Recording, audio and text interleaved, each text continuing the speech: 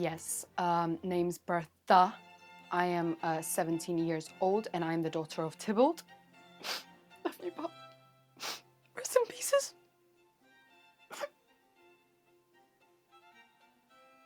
Yes, but when he died in a car crash, he was in pieces. We lost a few parts of him. He is not fully himself anymore. Why are you laughing? I'll break you into pieces.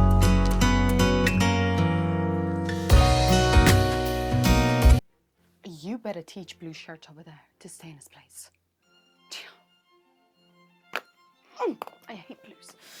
You'll never understand personal space and always stick your noses where it doesn't belong. Red gnomes, always and forever. Right. With this type of history we have, if you asked any of the reds or blues privately without any of the camera people, then they will tell you that the blues don't like us and us, the reds, don't like them. Please. They are like from another planet. They just look wrong and act like namby-pambies. What's rude is your face. What? The truth hurts. You know how wolves hate the color red? I'm like that when I see the color blue. It just makes my blood heat. Huh? Because reds are the best. Every other color sucks, especially blue. Yes. Furniture is red. Flowers, red. Tulips are the fave. Toys are red. Cars are red. Home is red. Clothes, all red. Need to be red. White and black are shades. Don't be blank-brained. Quiet people color. A bit sarcastic and a strong color, but don't mind them.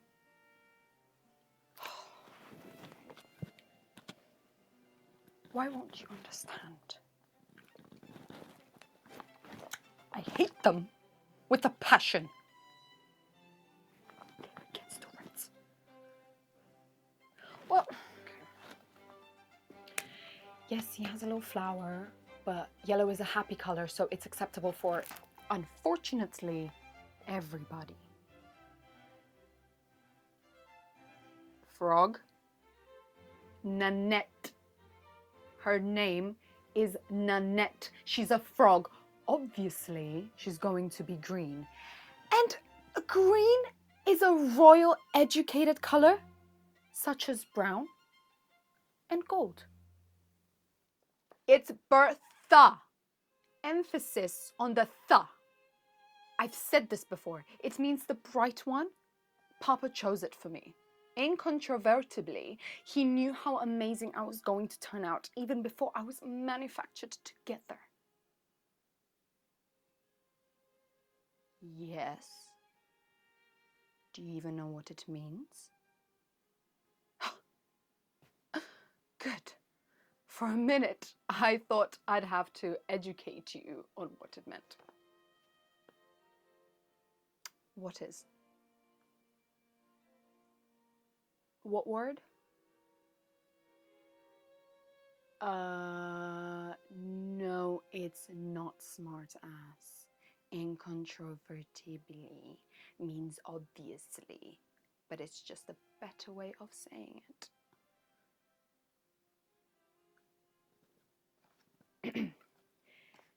How can you wrongly use words? Are you a clod? Oh my no. Okay, don't try and get smart with me in front of your little crew here. Yeah, that's what having a conversation is, duh. Mixing words is literally having a conversation. I am strictly speaking as a writer. So I as one of the creative persons in this cosmo, am allowed to parlare in any way I please. Indeed I am. Published or not published, I am still a writer. No matter that, I am still a creator, even if only my familia has seen my artistic side of me, or in a more realistic term, my cat. She's great listener. My familia, they're all, how you say, gangsters. They don't understand the vocabulary of speaking or writing. But there was my great,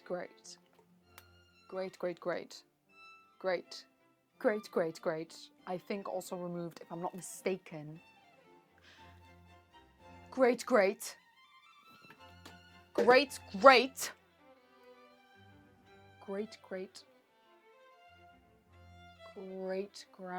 gnomers.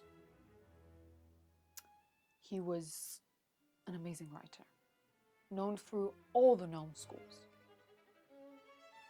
Well, I am proud to stand and say that my great grand gnomer was no peer, Gilliam no peer. And of course, he's well known. I guess I have my spark from him. I wrote many plays and a few books and a few poems as well. Oh, yes, anything for a becoming fan.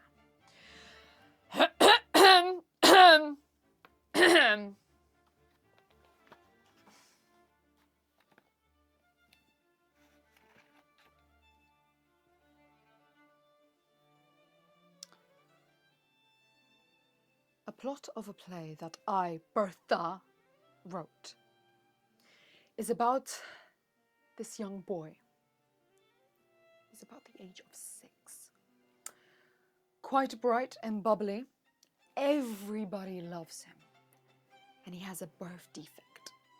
Because right before he was born, this bad guy hurt his mom really badly. Spoiler alert! She dies.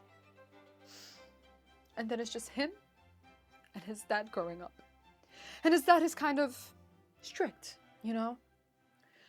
So the character is slightly annoying, but with good intention. The dad decides to be a bit chill at one point and lets his son finally go on a trip. And when he does, bang! His son gets kidnapped. No. Will you let me continue?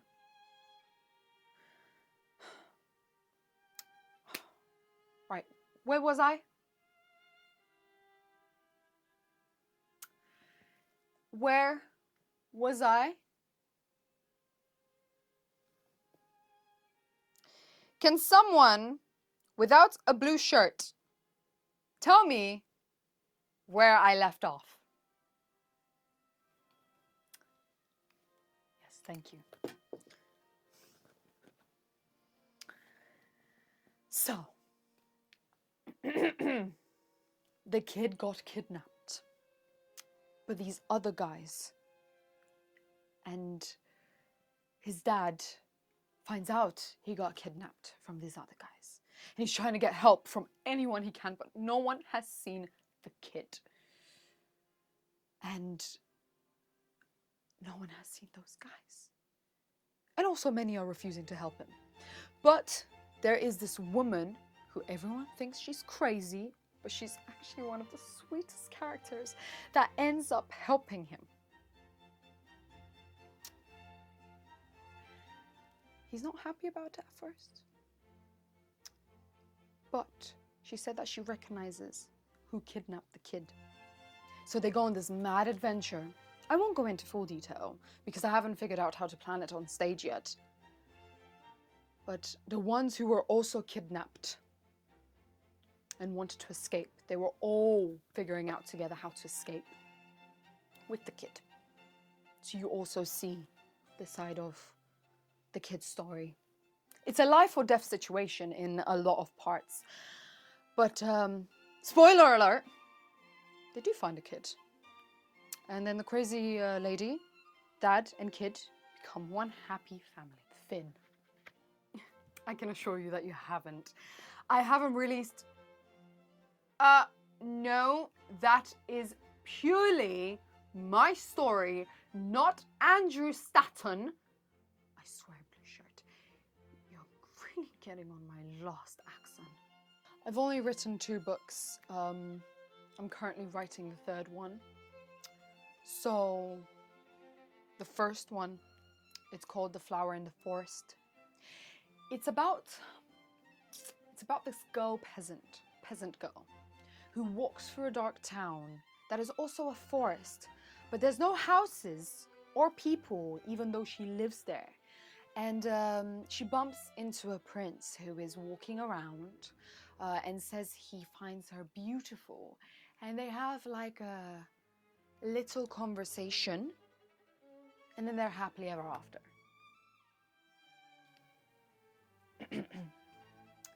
Shall I compare thee to an autumn's day? Thou art more fiery and more mild.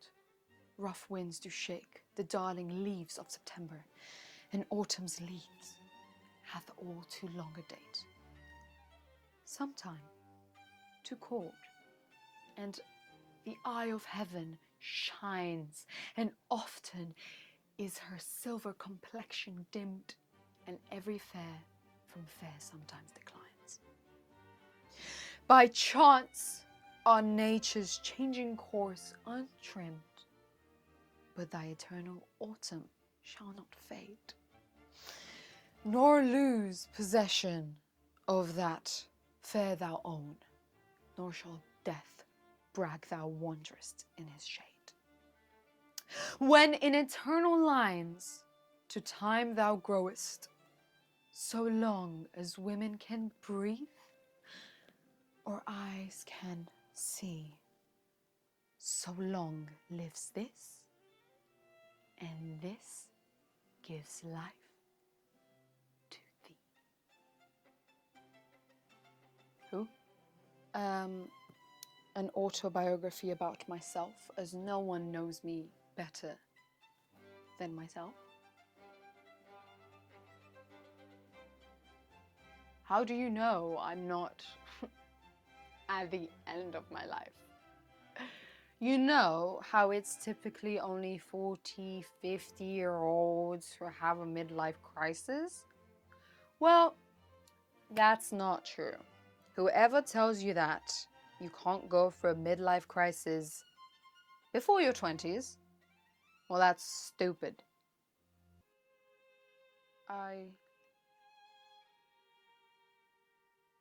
Yes, hello, hi.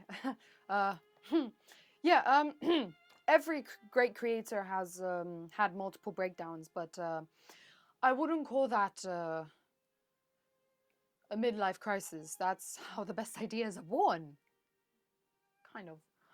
Some ideas end up in becoming wars, but never mind those. My great cousin, twice removed, Ginsent Van Gnome, cut off his ear. Smashed his ear off because his close friend Paul Gnome and himself had a quarrel. And boys say that us girls are more emotional.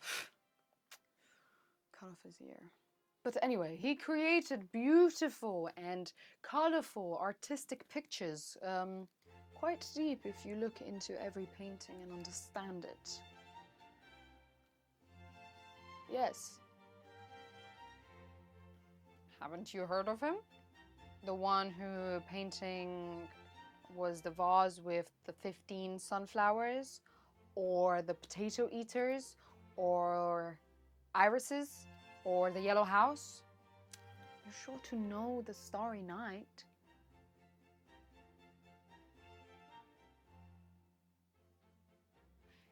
it said he had bipolar. But that just came up because he had a manic depression that caused a few episodes. He suffered from hallucinations as well, but I feel like it can gradually happen when you're creative, because you need to be trained, and you need to be able to see how the world could be like instead of how it is. But obviously there are different levels of that, and that can get horrendously dangerous for the person. Manic depression is actually found in, mostly found in creative people. There is a drug that can be taken for it, but it dampens creative abilities. Then we have another painting in the family, Picasso. Great uncle. I'm not sure how he was related to me, but you know, he's one of those uncles. I don't think there was actually anything wrong with him. Oh no. If I remember correctly, he had anxiety. And some degree of hallucinations. And a type of level of depression. Yeah. He signed his paintings with his father's, brothers, grandmothers, mothers, and his blood. He carried a gun with him, so he could shoot people that he met, which he found dull. Which I personally agree with. Yes, of course I agree with it. Why do you think I throw things when people are being bovine? Finished Gnome Grammar School. Will be going to Harvard due to my work. Well, no. But hey, you know what they say, ninth time lucky. If anyone asks my name is Kimi, as I am not allowed to enroll there anymore as BerTHA. I'm just gonna go on and ignore the sarcasm in your voice there. But indeed, they did not accept me. They said my work is plagiarized, which is absolutely non-cynical. I would never, ever do that. If we are true to ourselves, we cannot be false to anyone. Quote by me.